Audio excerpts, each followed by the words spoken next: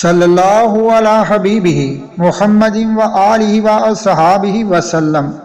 مشکات المصابیح کی حدیث نمبر 49 ہے۔ راوی حضرت عبداللہ ابن مسعود ہیں، فرماتے ہیں ایک شخص نے رسول پاک سے عرض کی، اے اللہ کے پیارے رسول، سب سے بڑا گناہ کون سا ہے؟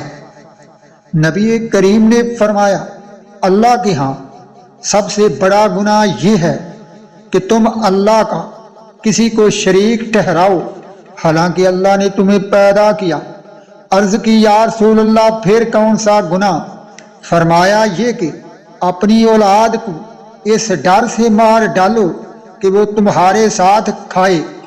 عرض کی یا رسول اللہ پھر کون سا گناہ؟ فرمایا یہ کہ اپنے پڑوسی کی بیوی سے زنا کرو۔ تو پھر اللہ رب العزت نے قرآن پاک کی سورت بنی اسرائیل میں رسول پاک کی طرف یہ آیت نازل فرمائی، اور وہ جو خدا کے ساتھ دوسرے معبود کو نہیں پوجتے اور نہ اس جان کو نہ حق قتل کریں جسے اللہ نے حرام کیا، اور نہ زنا کریں۔